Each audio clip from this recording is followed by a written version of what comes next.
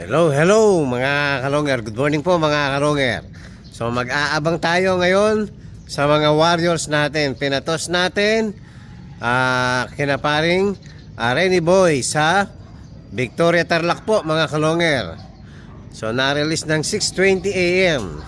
So time check po 6:55 AM na. So parating na po yung mga warriors natin. So abang-abang na tayo mga kalonger.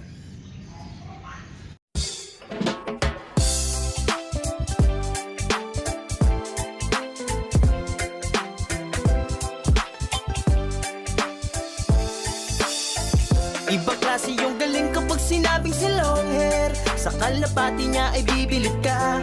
Swabe yung dating, ibong merong linyada. Mga linyadang hindi basta-basta, malayo na ang narating. Kinilusan di puro salita, kaya kilalang magaling. Sa Mabalacat at Pampanga, long hair, di bilang sa kalang panigulat na mas bibilid ka. So, sino kaya ang mauuna sa mga warriors natin? So, hindi natin pinasama si Opal. Ayan, oh. Dahil po kahapon kasi medyo malungkot siya. Umaga, hindi kumain. Siyempre, kasama din si Wanput. Hindi na natin na sinasama. Pag sa crates na kasi, mga kalonger, yan, hirap na pong lumabas si Wanput.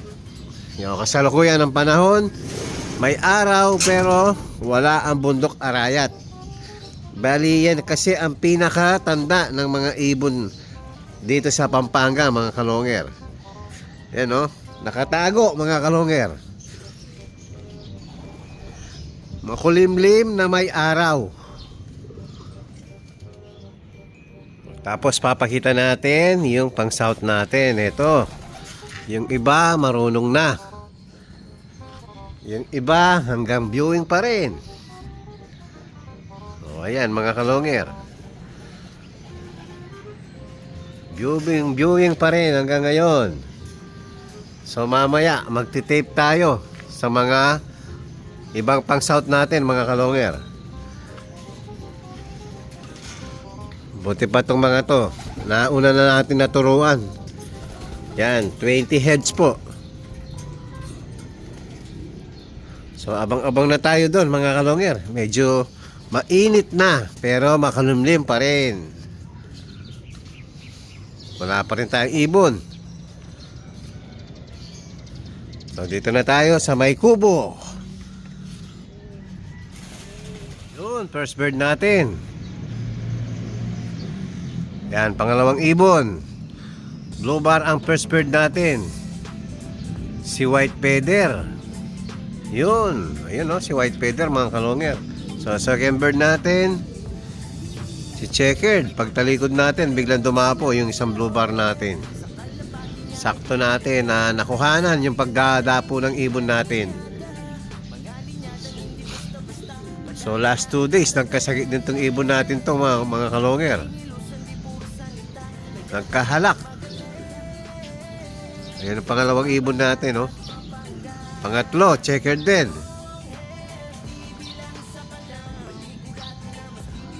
O, dapo la, dapo.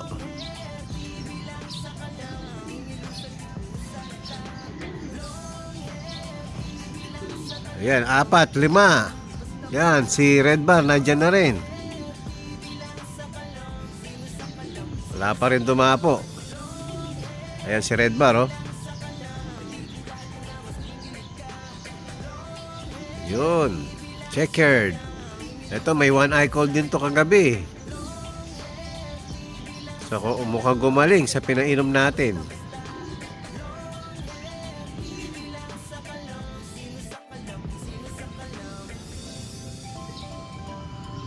Yun, yung brown check, nandyan na rin. Ayun yung red bar, oh.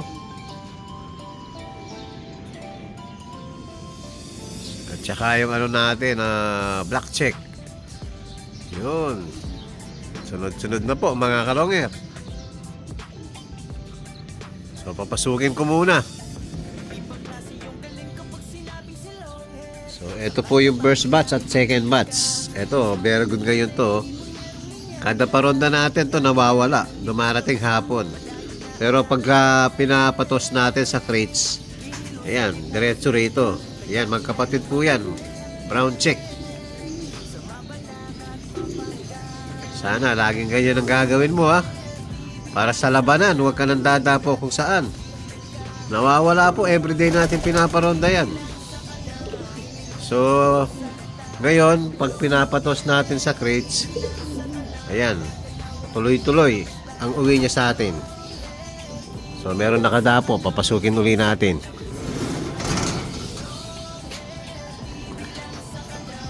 Pasok, pasok, pasok. Pasok, pasok.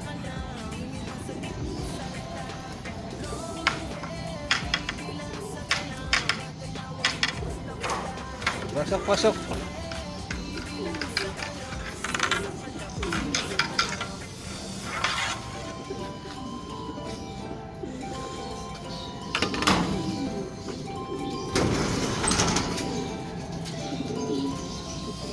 Madami pang kulang, may kalahati pa mga kalonger. So abang ulit. Nandyan na si Black. Tsaka yung dalawang Grisel. Tsaka isang checkered. 4 yung sabay-sabay na dumating ngayon.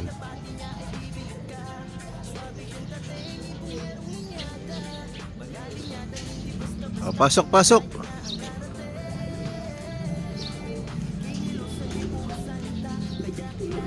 Pasok, pasok, pasok.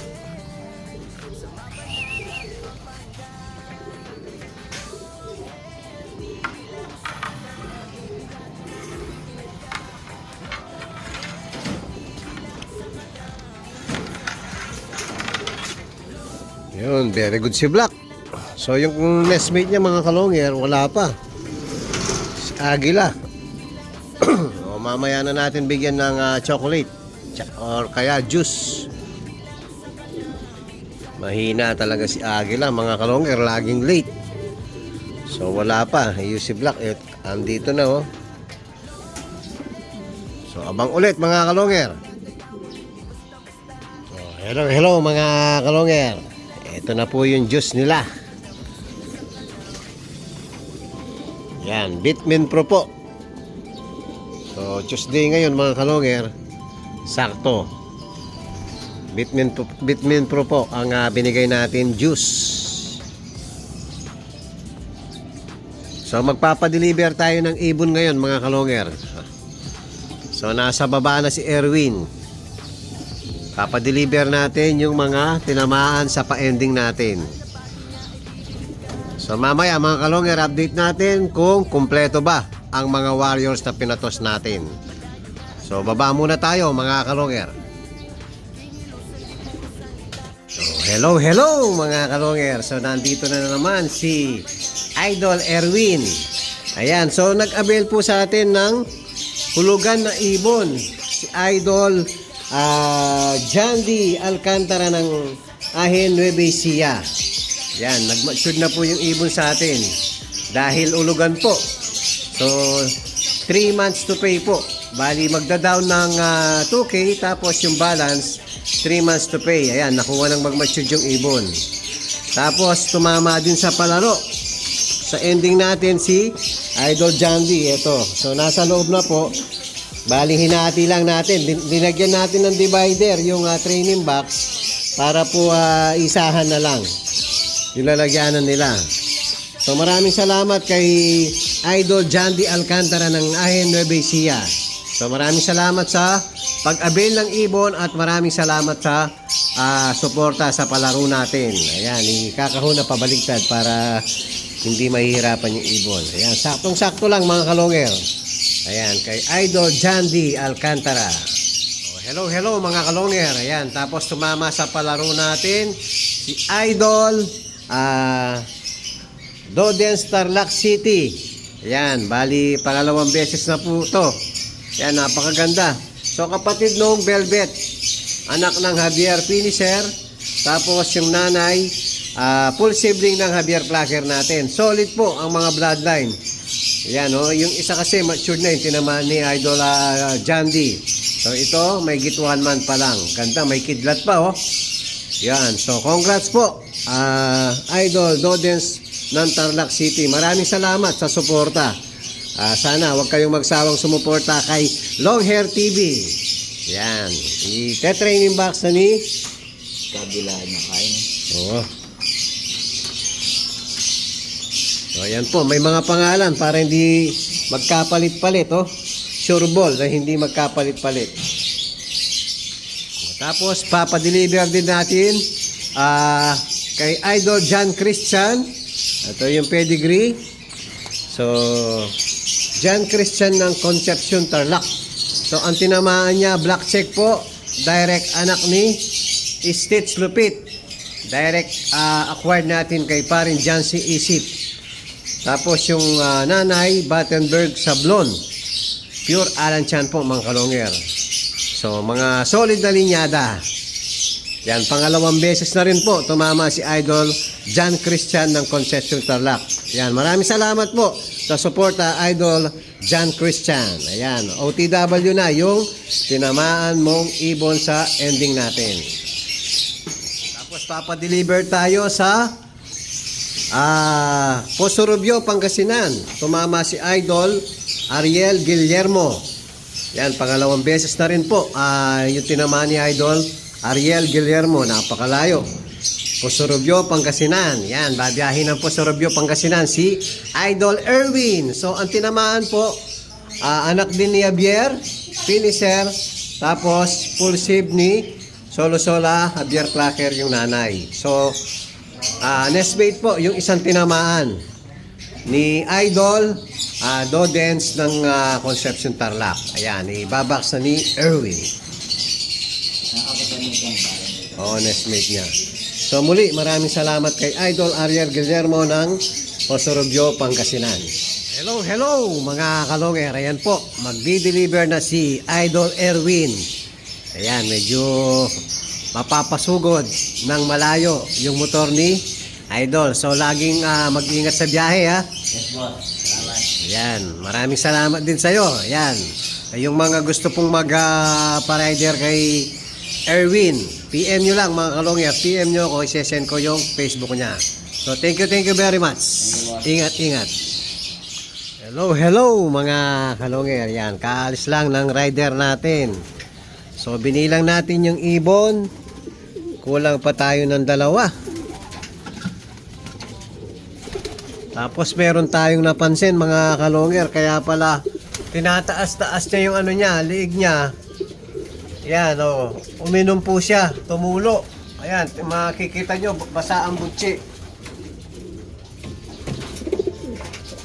Napalkon yung ibon natin. Tingin ko pati yung nawawala natin 2 ngayon, yung kulang pa natin 2, palagay ko kasama sa nahabol sa falcon. Magkakapobya kasi yung mga ibon pag hinabol ng falcon, magtatago muna mga kalonger. So magpapakita hapon na. Ganyan yung mga experience ko sa mga hinahabol po ng falcon. So ang gagawin natin, kailangan matahi yung butsi nito. So kukunin ko muna yung ibon mga kalonger para matahi po natin. Hello mga kalonger. So ayan na po yung ibon. Hawak-hawak ng Superbook. So, ito po yung pantahi natin. Ito, karayom at sinulid. So, hindi natin pa pwedeng pakita yung yung butas niya. Malaki po ang butas niya. Siguro mga 10 stitches po, mga kalonger. Maselan po sa YouTube. So, ang gagawin natin, hindi na natin ipapakita sa YouTube yung pagtahi natin. So, sisimulan na natin mga kalonger. Ayan mga kalonger, natapos na natin matahi yung ibon natin. So hindi lang 10 stitches no? Nasa mga 20 siguro yan no? So mahaba po, napakahaba ng butas ng natin, ibon natin. Ayan, sana gumaling agad para mahabol pa natin sa BOTC. Oo. Ayan. Parang naraspa yung ibon natin. Ayan yung update natin sa mga warriors natin ngayon. So kulang pa tayong dalawa. Sana makabalik pa yung dalawa natin. Tapos nadali pa ng Falcon yung isa natin. Yan mga kalonger, maraming salamat po.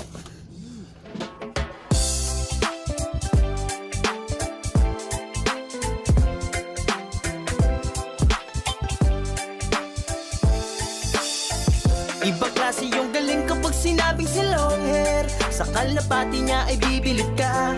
Swabe yung dating, ibong merong linyada. Mga linyadang hindi basta-basta, malayo na ang narating. Kinilusan di puro salita, kaya kilalang magaling.